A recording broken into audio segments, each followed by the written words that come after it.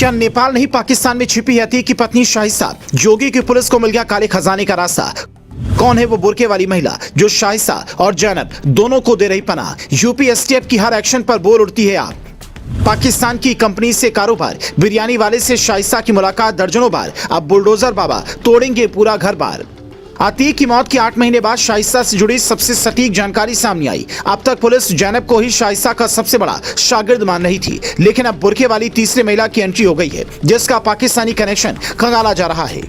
साथ ही पुलिस ने यह भी पता लगा लिया है कितने दिनों से भागी भागी फिर रही शाइसा खर्चा कैसे चला रही है। हर महीने 25 से 30 लाख रुपए उसे कहां से मिल रहे हैं, उसका पाकिस्तानी कनेक्शन क्या है। अतीक के बहनोई के रिश्तेदार ने जो खुलासा किया है उसे सुनकर यूपी एसटीएफ के अधिकारी भी दंग रह गए। उसे पुलिस ने टैक्स चोरी के केस में गिरफ्तार किया था, लेकिन उसने जो जानकारी बताई उससे शाइसा का सुराग भी मिलता दिख रहा है। और शाइसा की सबसे बड़ी मददगार अशरफ की बीवी जैनब नहीं बल्कि नीलोफर नाम की बुर्के वाली महिला हो सकती है। मीडिया रिपोर्ट के मुताबिक एसटीएफ एसपी ब्रजेश सिंह ने कहा है अतीक अहमद के बहनोई के रिश्तेदार कमर अहमद काजमी ने कई फर्जी कंपनियां बनाई हैं। उसे 100 करोड़ की जीएसटी चोरी के आरोप में गिरफ्तार कर लिया गया है, लेकिन जांच में पता चला कि उसकी पत्नी नीलोफर कई कंपनियों की निदेशक है। अहमद काजमी का पाकिस्तान की एक कंपनी से भी कारोबार है, दुबई में उसका तगड़ा नेटवर्क है। अतीक से रिश्तेदारी होने की वजह से हम उसका गैंगस्टर और पाकिस्तानी कनेक्शन भी खंगाल रहे हैं। पुलिस ने सीधे तौर पर शाइसा को लेकर कुछ नहीं कहा, लेकिन जिस तरह से रिश्तेदारों ने शाइसा की मदद की है उससे पाकिस्तान तक इसके तार जुड़े होने की आशंका है।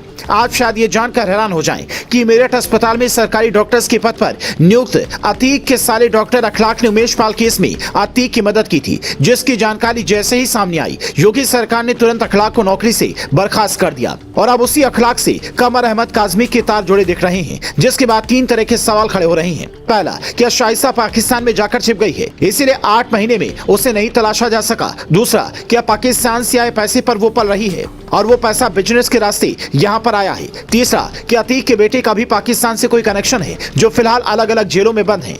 कई मीडिया रिपोर्ट में ऐसे दावे किए गए हैं जो बदले का ख्वाब देख रहे हैं और इसके लिए बाकायदा उन्होंने प्लानिंग भी की है। पिछले महीने ही 22 नवंबर को जब यूपी एसटीएफ ने अतीक के करीबी और सबसे बड़े राजदार नफीस बिरयानी को पकड़ा था तो कई बड़े राज खुले थे। अपनी मौत से पहले उसने ये तक बताया था कि अतीक के जेल जाने के बाद वो हर महीने शाइसा को 25 से 30 लाख रुपए खर्च करता था। वो उसके लड़कों पर भी अच्छी खासी रकम खर्च करता था। कहने को तो उसकी बिरयानी की दुकान थी जिससे बम्पर कमाई होती थी, लेकिन उसकी असल कमाई का साधन रियल एस्टेट था। इसके अलावा उसने कई ऐसी बातें पुलिस को बताई हैं जिससे शाइसा के बड़े सुराग मिलने की संभावना पुलिस को दिखने लगी है। लेकिन लगातार बदले जा रहे ठिकाने और सटीक लोकेशन न मिलने से पुलिस के हाथ 8 महीने बाद भी खाली हैं और अब नए साल पर उम्मीद है कि वो इस केस में सफलता हासिल करे। पर पाकिस्तानी कनेक्शन सामने आने के बाद से सवाल उठ रहे हैं, क्या टैक्स चोरी के मामले का उन मामलों से सच में कोई लिंक है और शाइसा क्या पाकिस्तान में छिपी है? पूरे मामले को सुनने के बाद आप इस पर क्या कहेंगे, हमें कमेंट में बताएं।